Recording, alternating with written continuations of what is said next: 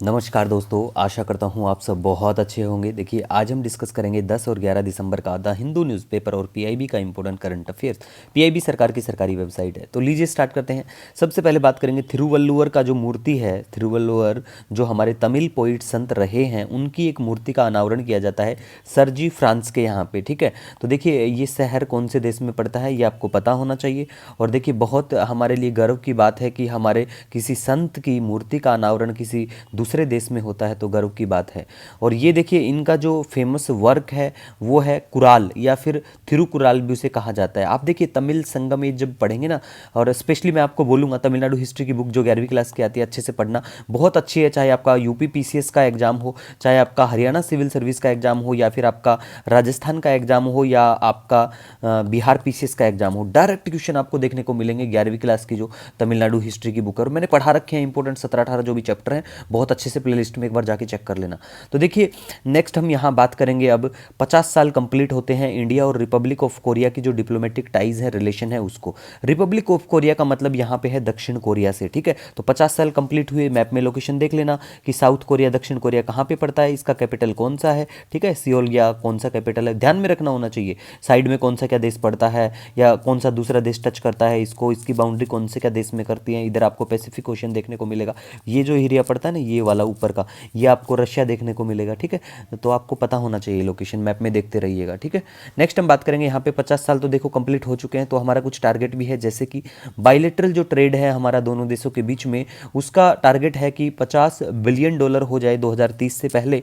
और इंडिया ने लॉन्च किया था Korea plus facilitation cell under invest India के तहत। ठीक है, और लैंप ऑफ द ईस्ट, ये एक पोइम है lamp of the east.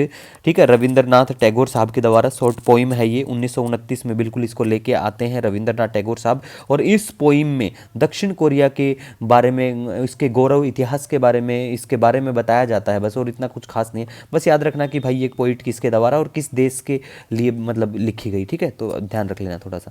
Next हम बात करेंगे महालक्ष्मी स्कीम के बारे में और राजीव आरोग्य श्री स्कीम के बारे में। देखिए ये दोनों ही स्कीम तेलंगाना की सरकार बिल्कुल लेके आती है। अभी रिसेंट इलेक्शन होते हैं और वहाँ पे कौन सीएम बनते हैं कमेंट करके जरूर बताना। मैंने डिस्कस कल भी बताया था आपको रेवंत रेड्डी साहब के बारे में, तो तेलंगाना के सीएम कौन है ये आपको पता होना चाहिए। ठीक है, और अगर आप बैंकिंग एसएससी का पेपर देते तो गवर्नर के बारे में भी देख लेना। और ये स्कीम बहुत इंपॉर्टेंट है कि महालक्ष्मी स्कीम रिसेंटली किस फील्ड से रिलेटेड है, कौन से देश के कौन से राज्य ने इसको लॉन्च किया है। ठीक है, तो देखिए ये वुमेन और ट्रांसजेंडर जो पर्सन है, चाहे वो उनकी एज कितनी भी हो, उनके लिए तेलंगाना का जो ट्रांसपोर्ट है उसमें बिल्कुल फ्री वो आ जा सकते हैं। ठीक है, ट्रैवल कर सकते हैं।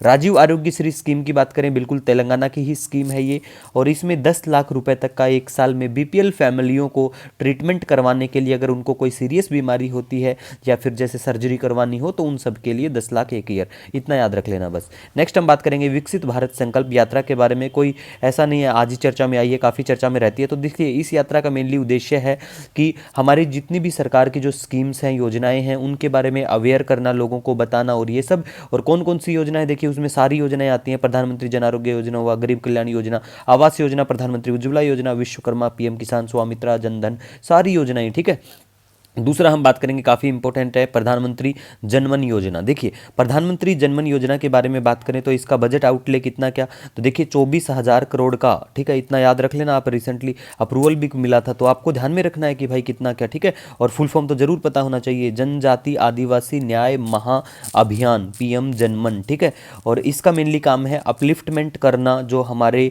पार्टिकुलरली वल्नरेबल ट्राइबल ग्रुप्स हैं उनका। ठीक है, उनके हर तरह के डेवलपमेंट के ऊपर काम करना। वैसे पहले हम इन चीज़ों के बारे में डिस्कस कर चुके हैं। विष्णु देव साई, ठीक है, छत्तीसगढ़ के सीएम, बिल्कुल याद रख लेना।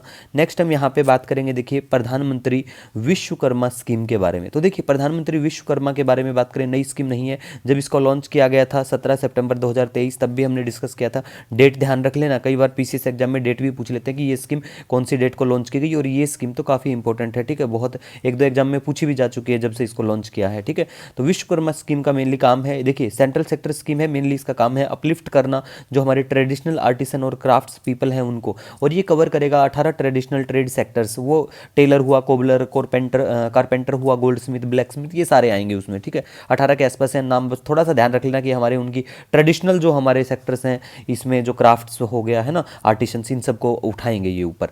और मिनिस्ट्री ऑफ एमएसएमई की बिल्कुल योजना है, कोलेटरल फ्री क्रेडिट सपोर्ट मिलेगा 3 लाख रुपया तक का एट 5% इंटरेस्ट रेट पे, और 30 लाख फैमिलियां कवर करी जाएं इसके तहत 5 साल में, ये भी टारगेट है इसका, ठीक है, तो याद रखना। नेक्स्ट हम बात करेंगे, आरईसी जो है साइन करते हैं 200 million euro loan with German bank केएफडब्ल्यू। देखिए मैंने टेलीग्राम पे कटआउट डाल दिया था कल ही, तो देख लेना आप एक बार उसमें।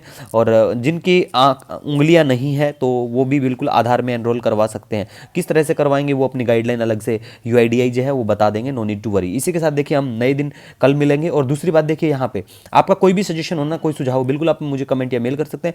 मिलेंगे नए दिन के साथ, तब तक के लिए हैव ए ऑसम डे।